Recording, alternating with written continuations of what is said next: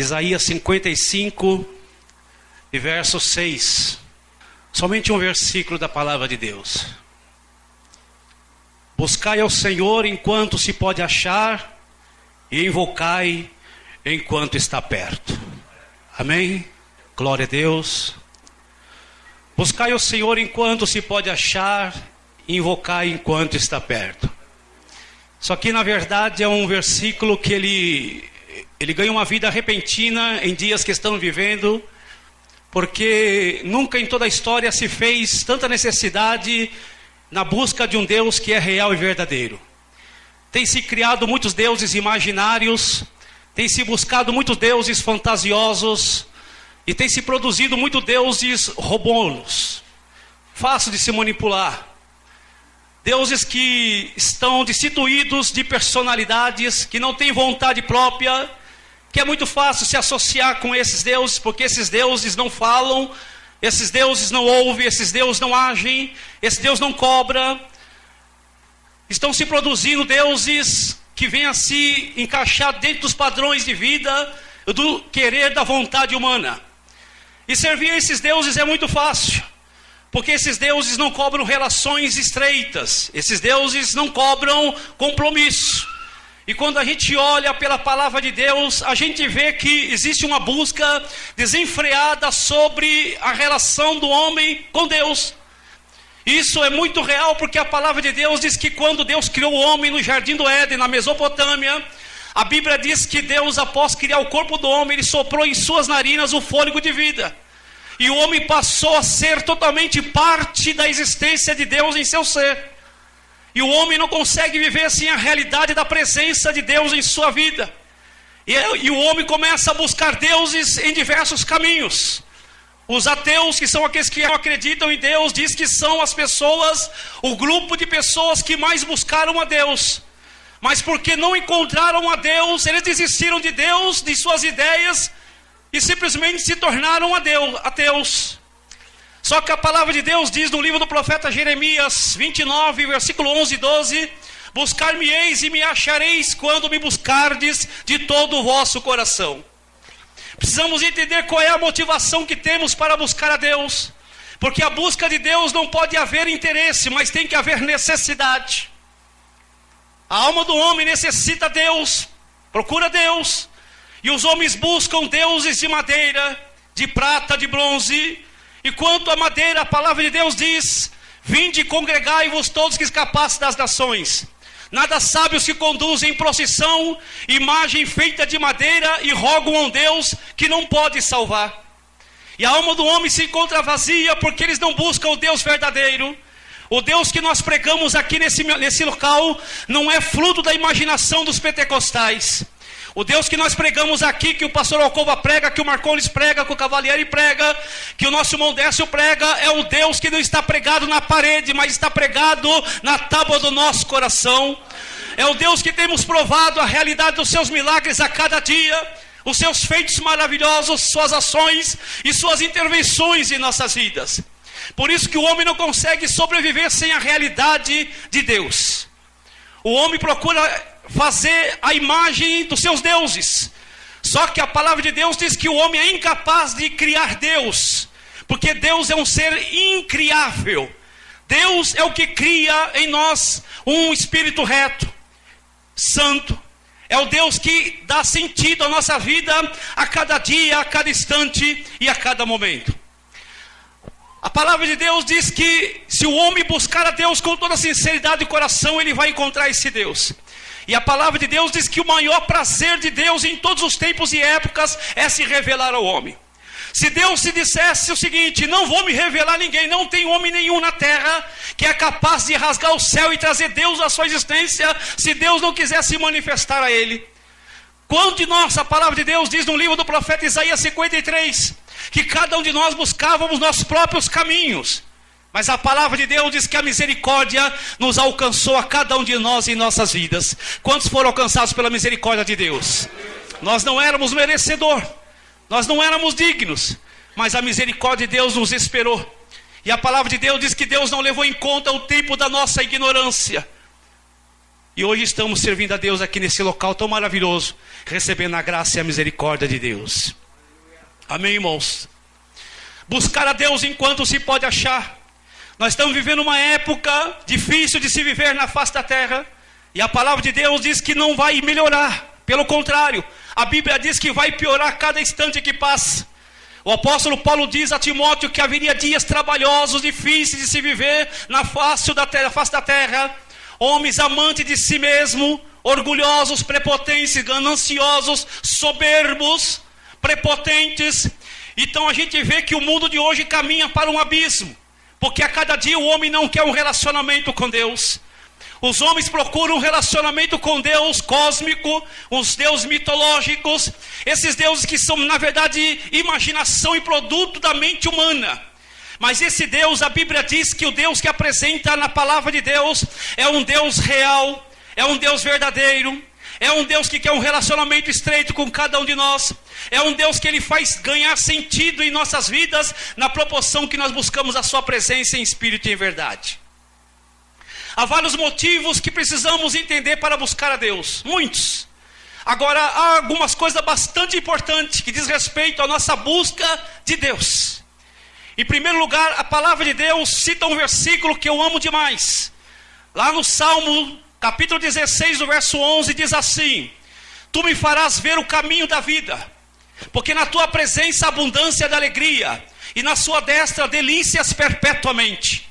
Quando eu olho para esse versículo, eu começo a entender aqui exatamente que Deus é aquele que dá sentido às nossas vidas. Porque a palavra de Deus diz claramente que se não houver Deus em nossas vidas, nada tem sentido real e verdadeiro e perpétuo naquilo que nós conquistamos ou adquirimos ao longo do tempo. Certo garotinho perguntou para o pai que tamanho que era Deus. E o pai respondeu: vem aqui que eu vou te mostrar o tamanho de Deus. E mostrou para o garotinho um avião no céu. Ele falou: puxa pai, Deus é tão pequenininho. Tá bom. Levou ele no aeroporto e mostrou o avião para o garoto. E o garoto disse: puxa pai, esse avião é tão grande. Ele falou: é exatamente isso. O tamanho de Deus na sua vida determina a distância que você estiver dele. Quanto mais longe você estiver de Deus, menos Ele vai ser na sua vida. Menos você vai ver a ação dEle, o agir dEle, a intervenção e o milagre dEle na sua vida. Mas quanto mais você se aproximar, quanto mais você romper com as tradições mundanas, quanto mais você romper com o tradicionalismo religioso, quanto mais você romper com esses valores que corrompem e destroem a alma do ser humano, e começar a se aproximar de Deus, de um quebrantamento real, e dizer: Deus, eu não consigo mais sobreviver sem a tua presença, porque eu me acostumei a ter o Senhor na minha vida. Então Deus vai se fazer presente, e você vai ver o quanto o teu Deus é poderoso e grande na sua vida. E aí a gente vai escapar daquela coisa da imaginação de um Deus que só se faz presente em alguns momentos em nossas vidas. Nos momentos que nós achamos que é conveniente, no momento do aperto, no momento da angústia, da aflição, da tribulação. Aí nós queremos a existência de Deus e a sua intervenção. Mas parece que quando a tempestade se acalma, parece que quando o vento vai se embora, parece que Deus não é tão importante conosco. Precisamos buscar a Deus. Só que essa questão de buscar a Deus não é só a questão da busca, a entender que essa busca deve ser constante e permanente e cultivar Deus em nossas vidas. Agora, o grande problema de buscar a Deus é que não há possibilidade de buscar a Deus e trazê-lo e cultivá-lo ainda agarroteado com o sistema de valores corrupto que o mundo nos proporciona. Tem que romper, tem que quebrar o vínculo, tem que destruir a ligação que temos com aquilo que desagrada a Deus. E quantas pessoas não querem isso? Querem ter um relacionamento com Deus, mas querem ainda estar associado àquilo que desagrada a Deus em suas vidas. E Deus não pode habitar em templos feitos por mãos humanas, templos sujos. Deus, eu tenho dito que Deus não compactua com o erro, com a falcatrua, com a picaretagem, com a falsidade. Deus é um Deus santo, é um Deus sério, é um Deus verdadeiro, e Ele quer mudança. Ele quer contato real, Ele não quer a artificialidade, Ele não quer somente o escrito na camiseta. Não, Ele quer muito mais do que isso. Ele quer que a sua busca para com Ele seja uma busca de necessidade. de entrar diante da presença dele e fazer declarações verdadeiras que venham da alma. Não fato de levantar a mão no culto, de falar coisas bonitas, mas mostrar para Deus exatamente qual é a tua necessidade que você tem. Conforme Bertrand Russell diz que na alma do homem o buraco é do tamanho exatamente de Deus. Só Deus preenche esse buraco. O versículo diz: tu me farás ver o caminho da vida. Para o grande sábio Salomão, a vida só é vida quando se encontra um referencial. E esse referencial se chama Deus. Para Salomão, nada tem sentido na vida se Deus não se fazer presente. E a gente entende aqui que Deus nos fará ver o caminho da vida. A alma do homem é sedenta por prazer, por alegria, por felicidade, por paz, por segurança. E tudo isso a Bíblia diz que nós encontramos em Deus. Porque está dizendo: tu me farás ver o caminho da vida. É Ele que nos mostra exatamente que há coisas em nossas vidas que nós não atentamos, mas que podem ter um significado muito importante em nossas vidas. Como pessoas que nos ajudam, como pessoas que compartilham conosco a nossa dor, pessoas que estão próximo conosco quando nós precisamos. Valorização de pessoas, valorização de momentos. O camarada certa vez encontrou com Deus e Deus estava com uma mala vazia, ou melhor, estava com uma mala, e falou: filho, está na hora de ir embora. Ele falou: mas como, Senhor? Está muito cedo, tem horário. A hora que Deus fala vai, vai. Está na hora, está na hora. E essa mala aqui, filho, é sua. O que tem aqui, pai? Está todo o que você pertence, tudo que pertence a você está aqui. Puxa, que maravilha. Então está aí todo os valores materiais, está aí meu carro, está aí minha casa, minha conta bancária. Ele falou: não, isso nada está aqui, porque nada disso era teu, isso era da terra. Nada disso era seu. Você vai embora e não vai levar absolutamente nada. Puxa vida, então está aí os meus dons, está aí minha capacidade. Não, tudo isso não era seu, isso aí era do caminho. Era do caminho. Senhor, então, resumindo, então o que tem nessa mala que é meu? E abriu. E não tinha absolutamente nada. O que é isso? O que estava na mala eram os momentos que você viveu na terra. Isso você vai levar como lembrança na sua alma. Você esqueceu de brincar com o seu filho.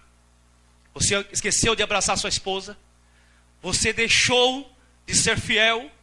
Você deixou de praticar sinceridade. Os momentos da sua vida você não viveu. Você deixou passar, ajuntou dinheiro, recebeu títulos, cargos, mas você não viveu momentos. E os momentos é a única coisa que você vai lembrar, você vai levar na lembrança da tua alma para o céu. O resto ficará tudo aqui. Deus nos fará ver o caminho da vida. Às vezes nós somos garroteados, envergados de uma manifestação intelectual do mundo que quer nos levar a coisas, a conseguir coisas que na verdade não faz sentido em nossas vidas. E nós esquecemos que Deus quer nos direcionar. Deus quer nos encaminhar. Para quê? Para que a gente entenda exatamente o quê? Que todas as coisas só podem ganhar vida, alegria, paz, felicidade real e verdadeira quando Deus se mistura com tudo aquilo que diz respeito à nossa vida.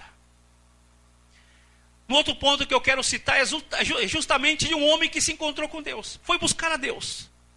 Profeta Isaías.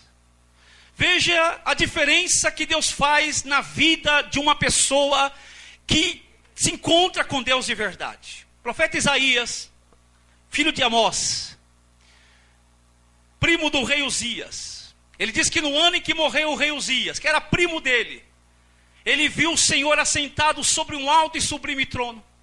O séquito do manto de Deus enchia toda a casa, e os umbrais da porta pareciam se mover com a voz daquele que clamava, dizendo o seguinte: a quem enviarei e quem há de ir por nós? E o profeta olhou para Deus e disse: ai de mim, porque eu vou perecendo. O que me chama a atenção aqui é o fato de quanto mais nós buscamos a Deus, mais estamos próximos de Deus, mais nós nos enxergamos de verdade quem nós somos de real. Quando você vê uma pessoa arrogante, prepotente, cheia de preconceitos, julgador de toda a verdade da casa de Deus, é porque é uma pessoa que está distante de Deus, ainda ela não se enxergou ainda. Porque quanto mais pertinho de Deus nós chegamos e nos aproximamos, mais pequenininho a gente se sente nesse mundo de Deus. Quanto mais perto a gente vai chegando perto de Deus, a gente vai dizendo: ai de mim, que não sou nada. Sou nada. A gente começa a olhar nossa fragilidade. A gente começa a olhar para a nossa incapacidade. A gente começa a entender que somos necessitados, que estamos distante real daquilo que se chama Deus. Quando a gente se aproxima de Deus, a gente começa a olhar para dentro de nós e a gente começa a parar de julgar o nosso irmão pelas suas falhas, pela sua incapacidade, pela sua posição social, pelo seu linguajar pobre, pelo seu conhecimento limitado da Bíblia, pela sua incapacidade de louvar a Deus com a grandiosidade de uma voz estrondorosa. A gente para de julgar e começamos a nos analisar e ver exatamente quem somos. Mas isso se dá quando a gente começa a buscar a Deus, se aproximar de Deus. A gente começa a olhar para o espelho e começa a ver as nossas rugas, os nossos defeitos. A gente para de colocar gente na balança, porque tem um monte de gente dizendo: vou colocar fulano na balança, e o meu Deus vai julgar, o meu Deus vai condenar, meu Deus vai pesar a mão nessa pessoa. Mas a gente esquece que nós somos constituídos de defeitos e falhas. E às vezes nós não queremos nos aproximar de Deus porque não queremos reconhecer as nossas fraquezas. Mas se esquecemos que Paulo diz que é na fraqueza do homem que se aperfeiçoa o poder de Deus em sua vida. Quando você diz: eu não posso, aí Deus diz: então eu posso por você. Quando se fecha uma porta para você e não tem capacidade de abrir, Deus vai na sua frente e abre esta porta para você entrar e glorificar o nome dele. Quando você entra numa peleja que você sabe que não há possibilidade e nem condições intelectuais e forças físicas para vencer, então Deus luta a tua causa, porque Deus se associa com gente humilde. Gente que reconhece os seus valores limitados, as suas capacidades limitadas. Deus sabe disso. Tanto é que essa palavra humildade, que é uma coisa que precisamos ter, humildade, isso se tem quando se aproxima de ter. É uma raiz de uma palavra hebraica que significa terra. A gente precisa de vez em quando não ter uma cerviz endurecida, mas olhar para baixo e olhar para onde nós fomos retirados. Que a roupagem de um ser humano, a marca da sua roupa, do seu carro, não faz a sua identidade. Ele tem que olhar e entender que a estrutura dele é pó e cinza. Por isso que eu gosto da expressão que somos vaso de barro. Vaso de barro se encontra em qualquer lugar, mas vaso de ouro não. Não tem aparência, mas é quebrável, é tratável, é trabalhado. É assim que Deus quer fazer em nossas vidas. Quando se pega, por exemplo, um objeto que precisa se restaurar, traz esse objeto, pega ali uma lixa muito grossa, daquela que machuca mesmo, e tem que passar essa lixa grossa para tirar toda ferrugem. E vai machucar o objeto. Às vezes não queremos ser tratável. Queremos nos associar e buscar a Deus e trazer Deus à nossa existência de vida, mas não queremos ver o trabalhar de Deus em nossas vidas. Mas precisamos se aproximar de Deus, porque Deus é luz, e na luz a gente reconhece as manchas. Quando você está na luz, você vê os seus defeitos. Quanto mais se aproximamos de Deus, a gente começa a entender o quanto nós precisamos de ser tratado por Deus. De ser tratado. Eu sempre falo de Bill Gates, quando ele disse que na sua empresa ele só contrata empresários falidos. E perguntaram para ele por que, ele respondeu: porque são pessoas tratáveis. São pessoas que aceitam ser tratadas, não são pessoas de nariz em pé. Não são pessoas que estão no caminho da soberba, mas são pessoas que se inclinam, que deixam Deus trabalhar, que deixam Deus modelar, que deixam Deus mudar, que não são mudados por causa da circunstância. Né? Quando você joga, por exemplo, lá o ovo dentro da água, o que acontece? A água transforma o ovo. Né? Você joga batata, a água transforma o ovo. Mas quando você joga o pó de café, pelo contrário, o café ele muda a cor da água. Nós não podemos ser mudados pelas filosofias mundanas. Nós temos que buscar Deus para que a gente mude a circunstância das nossas vidas através de uma atitude cristã real e verdadeira. O fato de você entrar dentro de uma garagem não significa que você vai virar um carro. O fato de você entrar numa igreja não condiciona você a dizer que você é um cristão. Não quer dizer absolutamente nada, mas a relação que você tem com Deus. A Bíblia diz que muitos buscavam o Senhor Jesus. E disseram: Senhor, te buscamos. Como o Senhor desaparece de nós assim? Jesus olhou para eles: espera um pouquinho só. Não é a mim que vocês estavam buscando. Vocês estavam buscando o pão que eu multipliquei e o peixe. E o milagre que eu realizei. Mas não era a mim que vocês estavam buscando. Então precisamos entender qual é a motivação real da busca que nós temos em relação a Deus. Porque se a gente buscar Deus de verdade, se Deus entender que a sinceridade em nossa alma, nessa busca constante com Ele, então a nossa alma se encherá de paz, de alegria. Ele vai nos indicar o caminho da felicidade. Porque se a gente entender que Deus é tudo em nossas vidas, como o próprio Senhor Jesus, Ele declarou, Ele utilizou duas palavras do alfabeto grego, a primeira e a última. Ele disse: eu sou o alfa e eu sou o ômega. Isso quer dizer, em mim começa todas as coisas e em mim termina todas as coisas. Quando a gente aprender a colocar Jesus na polpa do barco, mesmo que a tempestade venha, mesmo que as ondas se levantem, mas se a gente colocar ele lá na polpa, no lugar da importância real que ele merece, então a gente vai ver que o custo das nossas vidas vai sofrer vento, vai ter tempestade, vai ter tribulação, crítica, conflito, mas uma coisa é certa: o nosso barco nunca vai afundar. A Bíblia diz que grandes são as aflições do justo, mas o Senhor as livra de todas. De todas. A Bíblia diz que quando o inimigo vier com uma torrente de água, o Espírito do Senhor levantará contra ele a sua bandeira.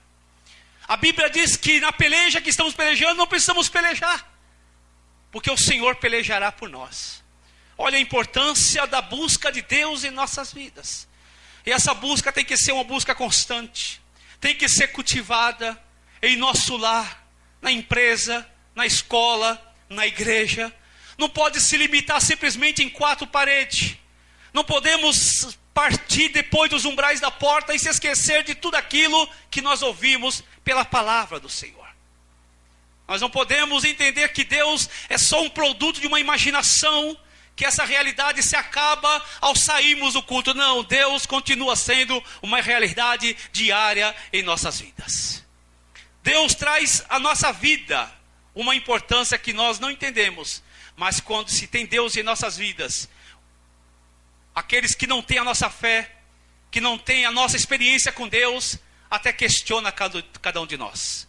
Se pergunta como é que nós encontramos forças para sobreviver num mundo tão caótico como este. Onde a gente vê que é uma deturpação terrível dos valores humanos. A gente olha para a palavra de Deus e vê que a condição do ser humano sem Deus é uma condição deplorável e reprovável.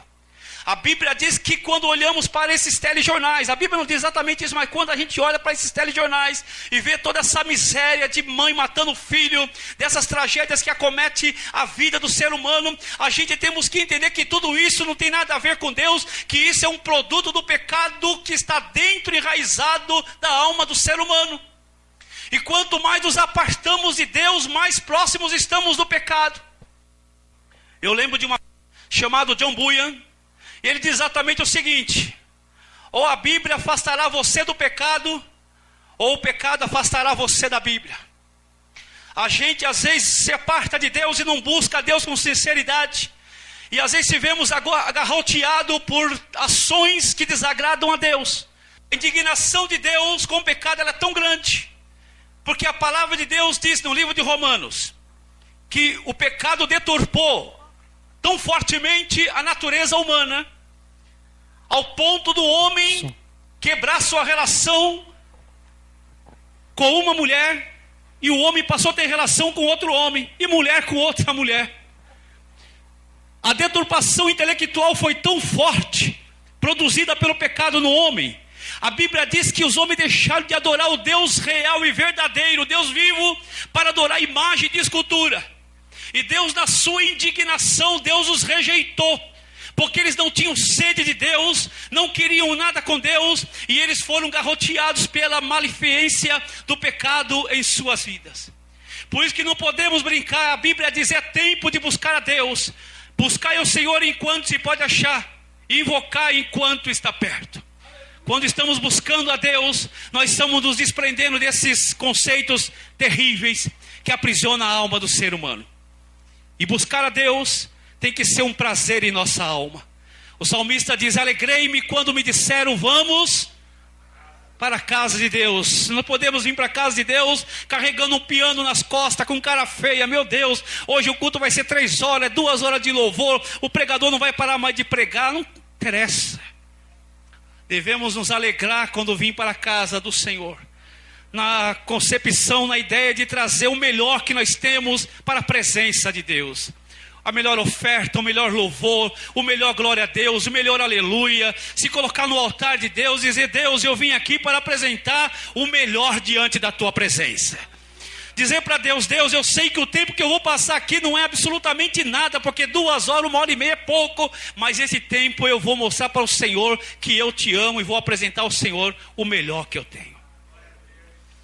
Buscar a Deus é uma necessidade enorme para a nossa alma. Não há coisa melhor que o ser humano possa fazer, a não ser buscar a presença de Deus. Mas isso requer de nós uma vontade enorme. Uma vontade enorme. Sabe por quê, irmãos? Porque depois que você aceita Jesus, você pode ter certeza, você disse não às obras das trevas, você disse não ao reino de Satanás, e todas as forças malignas vão convergir contra a sua vida, para destruir seu casamento, sua família, seu ministério, seu trabalho. Vão investir. E nós, irmãos, somos nada. Mas sabe o que é nada? Eu vejo gente invocando forças do mal para querer combater na sua incapacidade espiritual. Se Deus não for conosco, diz a palavra de Deus, diga a Israel, o inimigo teria já nos destruído. Precisamos de alguém superior. Precisamos de alguém supremo, detentor de toda sabedoria e poder, que venha agir sobre as nossas vidas. Uma vez Deus mostrou para mim que eu estava expulsando um demônio. Eu estava lá, sai em nome de Jesus, e o demônio rindo de mim. E eu falei: puxa vida, eu não estou conseguindo. De repente veio atrás de mim uma luz, que era justamente o Espírito Santo. E como se ele penetrasse em mim, eu crescesse, me fortalecesse. E quando eu estendi as mãos e disse: sai em nome de Jesus, ele se retirou. É Deus que faz a diferença na minha e na tua vida. Se a gente não buscar e não trazer Deus à realidade em nossas vidas, a Bíblia diz: ora Israel, se não for o Senhor que tivesse ao nosso lado. Amém, irmãos? É em Deus que nós alcançamos força. É em Deus que nós conseguimos capacidade para enfrentar todos esses obstáculos, porque uma vez que você aceita Jesus, você está dizendo não para o mundo, e pode ter certeza, será muito mais difícil. Tem pessoas que dizem: puxa vida, depois que eu aceitei Jesus ficou mais difícil. E é verdade, porque antigamente você compactuava com o reino das trevas, você se associava a ele, você nasceu dentro de um reino corrupto, de injustiça. Você estava exatamente fazendo tudo aquilo que o diabo queria. Você estava trabalhando para o diabo. Uma vez que você aceita Jesus, você rompe com ele. Uma vez que você rompe com ele, não adianta pensar que ele vai brincar com você agora, que ele está satisfeito com a sua vida. Pelo contrário, ele vai vir. Só que ele é um estrategista. Ele sabe a hora de atacar, ele não tem pressa, e ele sabe aonde te atacar, porque ele conhece cada um de nós, todos os pontos vulneráveis.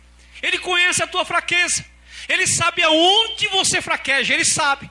Por isso que a Bíblia diz que a vigilância, a busca tem que ser diariamente, constantemente. Se não houver isso, se houver a brecha, se a gente brincar, não tem tamanho para ele. Ele vem e derruba. Por isso que eu gosto de citar uma frase também de um evangelista chamado D.L. Moody, que ele fala o seguinte: eu não passo 10 minutos sem falar com Deus. Não passo. Em cada 10 minutos eu tenho um diálogo com Deus, uma conversa com Deus. Eu trago Deus na minha história da minha vida todos os dias. Por quê? Porque eu quero viver uma realidade de Deus na minha vida constante e permanente. Porque eu quero provar as vitórias que Deus tem preparado para mim. Amém, irmãos? Deus tem o melhor para você? Você crê nisso? Deus tem o melhor para mim também. Dentro do seu tempo, dentro da sua vontade, segundo a forma que Ele não vai nos encaminhar, no caminho que Ele vai nos dirigir, Deus tem preparado o melhor para nós. Por isso que devemos trazer Deus sempre a nós, constante, buscá-lo em espírito e em verdade. Buscai o Senhor enquanto se pode achar. A Bíblia diz que haverão dias, irmãos, que os homens buscarão a Deus e não o acharão. A palavra de Deus diz no livro do profeta Amós, que Deus vai enviar fome de pão e sede de água. Não é fome de pão e nem sede de água, mas ouvir a palavra do Senhor. Hoje a gente convoca o pessoal, vem para a casa de Deus, vem adorar. Não troque por programas, não troque por outro divertimento. A sua busca de Deus tem que ser agora.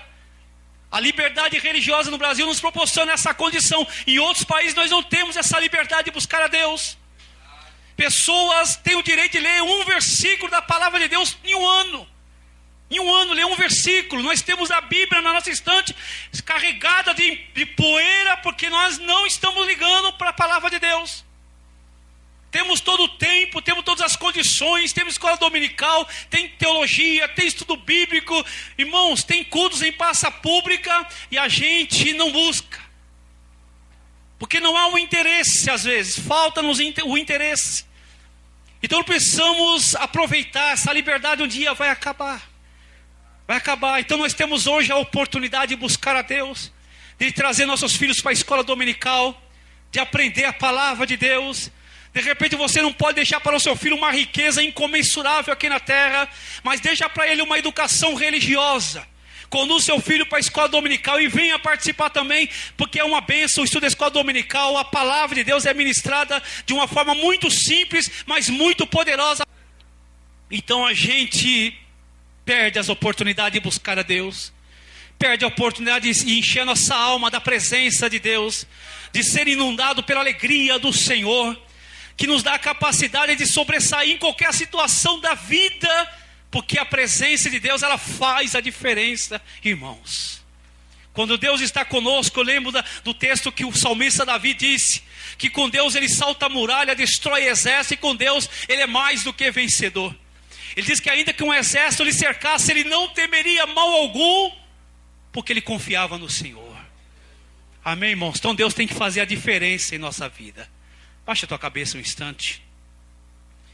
Glória a Deus. Quantas pessoas estão na busca desse Deus verdadeiro, nesse Deus que um dia mudou a nossa vida, num Deus que a gente prova a cada dia o quanto Ele é real e verdadeiro, que não é produto só da nossa imaginação.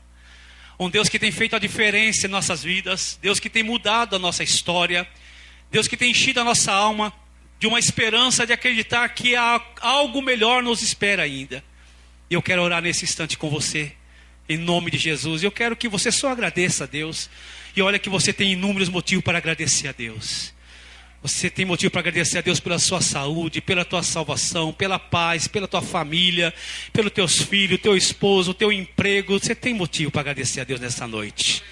Senhor meu Deus, Pai eterno e soberano, nesse instante, Senhor Deus, que a tua palavra foi ministrada, Senhor Deus, eu quero te louvar, Senhor, e te agradecer, Senhor Deus, porque nós temos a oportunidade nesta noite, Senhor, de poder invocar o Seu nome, Senhor, de buscar a Tua presença, Pai.